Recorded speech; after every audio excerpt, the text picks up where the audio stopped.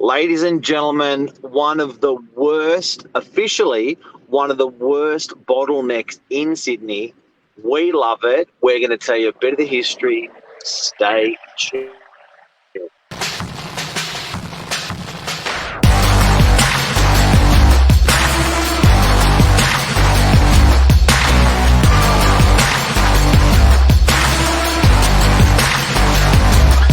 I'm the ringleader, so listen up. Good morning. Good. How are you? I'm good. I'm like a news reporter. I'm coming to you from the water of Spit Bridge, Middle Harbour, the most beautiful place in the world, in my opinion. Feels like Miami. What a spectacular day for it. After all the rain that we've had in the last 1 year, it's great to see. Apparently, we've got a week of these beautiful blue skies. Bring it on. Yeah, this is special. What we're talking about this morning is even more special. I would say the best or most important piece of infrastructure we have on the entire beaches. Absolutely. It's a piece of infrastructure that the people love to hate on the northern beaches. We're a little bit unusual on the northern beaches. We don't mind a bit of hard to get to on the northern beaches. They talk about train lines. We don't want it. They talk about bottlenecking, where we're talking about this morning, the Spit Bridge, and we sort of don't mind Yeah. it. And we like the peninsula. We like that it's a little bit inaccessible. And for anyone who doesn't know, that's watching from out of the area, the Spit Bridge is basically the extension between. If you're in the city, for instance, and you head north, you'll go through the North Shore and Mossman, Taronga Zoo, places like that. If you're not from the area, as you go past that, then you'll get to the northern beaches of Sydney, which is a bit of a headland. But the only way that you can access it easily from the city is over water, and hence the Spit Bridge is there. It's not big enough. It's a bottleneck every day. Let's talk about the history of the Billy Boy. Yeah, I did have to pull up a bit of history about it, and it goes back a long way. So, back from the 1800s, there's been people rowing each other from over here, Mark, Shelley Cove, all the way over to here, which does start to come into the northern beaches, into Clontarf. So, just a little bloke rowing his boat, and you can only imagine the stories that would have been told, or the experiences on those boats. There's so many accounts throughout the years, whether it was someone rowing another person, or even the professional steam ferries of people falling over and baggage going overboard. So yeah, it goes back a long way. So how far back is that? First accounts of people actually taking others over was 1830. 1830, almost 200 years of it. Now, people used to go to Yeah. the northern beaches to get away from the city. They used to go there for a weekend away. And they used to love a drink. They used to love a party. They often ended up in freshwater. Manly is where they sort of first settled. But the easiest way, because logistically to go the long way would have taken them days, the easiest way was just across that stretch of water. Yeah. And they used to, charge a premium if they were taking a horse with them. And sometimes they'd see if their horse could swim to save them a bit of cash. No way. I swear to God. So, your first accounts was from 1830 of people taking each other over. From 1850 into the 80s, there was a gentleman, Peter Ellery. He used to have a punt service taking people over. But as I said, there were so many dodgy stories of things going wrong, they had to regulate it. So in the early 80s, the government put something in place for a steam ferry to come through. And if you have a look online, some of the photos are they look pretty funny. Very accurate to the time, no doubt. But in 1898 was when the steam ferry arrived. So then we had steam ferry for a good how many years? 50 years. Yeah, I've got a few notes here. So I'm definitely not an expert on the bridge, but the first bridge was a wooden bridge, and that arrived in 1924. So there was a good period where it was just steam ferry. So that came along, and then it started. Did that have a toll on it?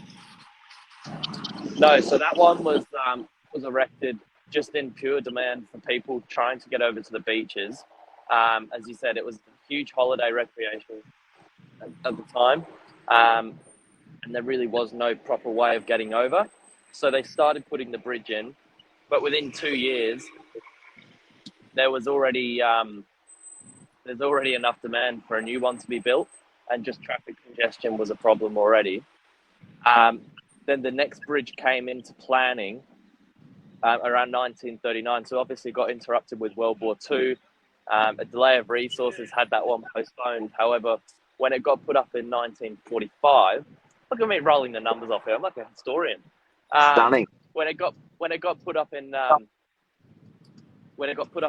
it was due to go up in 49, went up in 58, and that's the bridge we know today. No. So, and it's always paid for itself pretty quickly, yeah? Yeah, so funny enough, I was reading this morning, it was actually Manly Council that copped the bill for the whole thing. Mossman paid for none of it. And I think the bridge nowadays is actually owned by Mossman Council. But the reason for that is, I think it was, obviously a lot more needed by the beaches. Manly Council paid for it and then put a toll on it. So it used to be tolled. And it got repaid so quickly that they've started to upgrade it surely but slowly. Unbelievable. So, guys and girls, if you've just tuned in, we're talking about one of the worst bottlenecks in Sydney, the Spit Bridge of Sydney. And what a beautiful creature she's come to be. She's opened up our beaches. Now, we're a little bit funny on the northern beaches. We don't mind a bit of bad traffic coming through. And it shouldn't be on your end that's happening. And this is an incredible thing for us. Now, is there any planning for this bridge to be upgraded? So in 2007 to 2009, the state government was having a look at it. There's been so much demand for an extension. So not a new bridge, but an extension, a couple of extra lanes. You'll see behind me, what we've got is basically 4 lanes of traffic that sort of filter through. And it does come down to about 1 or 2 lanes, just in the middle, so 1 lane each way. And that's why there's such bad congestion. But they did talk about extending it. The amount of money it would have cost them, though, it sort of didn't really go anywhere. And then there's obviously been so much talk about a tunnel going in for the beaches. And so that's the other possibility. For people that don't know, basically, because we've only got 4 lanes, we need 3 during peak hour. So, and one of those 3 gets locked up for the bus lane. So it pretty much reduces oncoming traffic to only 1 lane for the entire northern beaches, which really, really is a pinch point. Really struggles. But if we do get this tunnel that everyone's talking about, I think it's in the cost of hundreds of billions of dollars, I believe. It will alleviate some of the pressure that poor little bridge is doing. And a fast fact that may be common sense to us, this bridge opens. So just to make life a little bit more difficult, with not only going down to 1 lane in peak hour in the opposite direction, it then has to open on a regular basis to allow boats to go through. Yeah, you see the oncoming boat with its really tall mast, and you just think, that's the one that's going to make me late for work this day. You know what? Um, I'm not a boatie, Billy, but it must be a bit of a party when you're waiting for the bridge to open. You'd get together with other boats and have a beer. Definitely. I mean, either side we've got, huge marina. This side it wraps all the way around. You've got the bridge just behind me, and then another big marina this side as well. And then some of the boats in there are spectacular.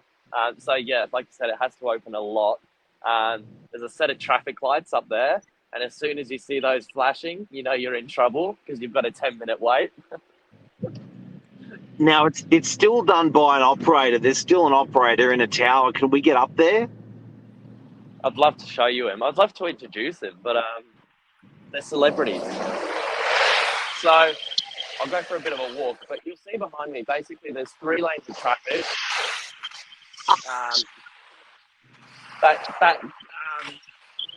that filter into one. And then once you pass where I'm walking now, then you're in the good spot because you Those start. buses rip past you. Yeah. So we're walking on this bridge. You can imagine the amount of people looking at me this morning. Yeah, So you should be getting some beeps. So if anyone sees Billy there, give him a beep. Yeah. All right. So here behind me, that's your tower, just there. Yep. That's the tower, and the little glass bit at the top. The man sits, and then he signals the sirens, and then there's a break in the road just where those traffic lights are, just there, and then it goes up, and it goes up probably 15 meters. There's a big span of road that goes up. Lisa wants you to turn the camera around. Hang on.